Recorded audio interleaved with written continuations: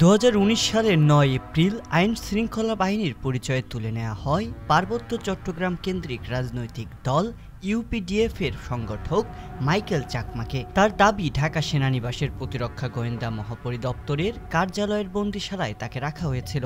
5 বছরের বেশি সময় বন্দী থাকার পর 6 আগস্ট মুক্তি পান তিনি। সাবেক ব্রিগেডিয়ার আব্দুল্লাহিল আমান আজমি জানিয়েছেন, তাকেও আটকে রাখা হয়েছিল একই বন্দিশালায়। গুমের অভিযোগ শুধু মাইকেল চাকমা কিংবা আজমি পর্যন্ত সীমাবদ্ধ ছিল না। আওয়ামী শাসনামলে অগণিত মানুষের অভিযোগ ছিল তাদের নিকটজনের গুমের বিষয়ে।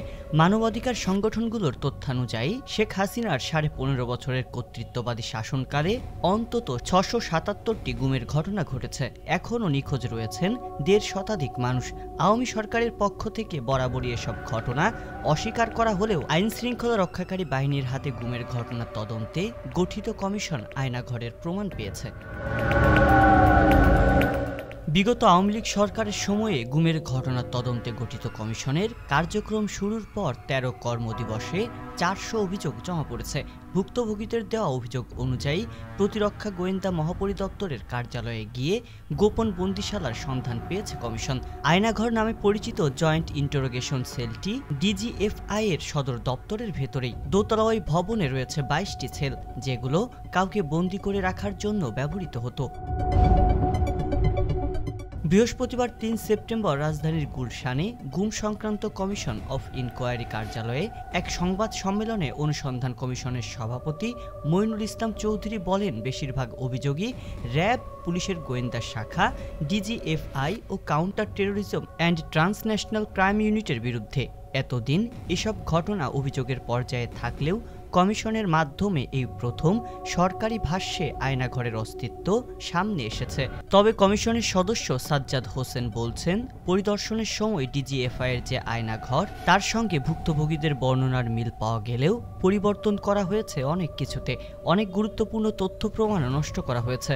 বিশেষ করে দেয়ালের লেখাগুলো পেইন্ট করে মুছে দেওয়া হয়েছে।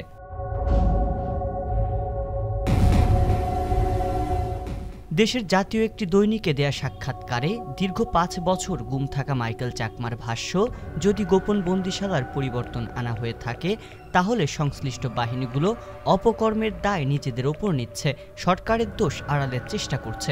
তার দাবি, গোপন কারাগার ভেঙে ফেলা মানে আলামত ধ্বংস, যা আরেকটি অপরাধ।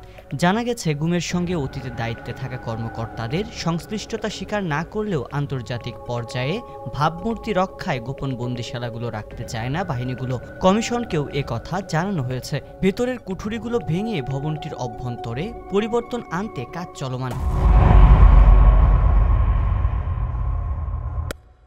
সংবাদ, ফিচার ও অনুষ্ঠানের জন্য ভিজিট করুন সংবাদ প্রকাশের ওয়েবসাইট এবং যুক্ত থাকুন ফেসবুক পেজ ও ইউটিউব চ্যানেলের সঙ্গে।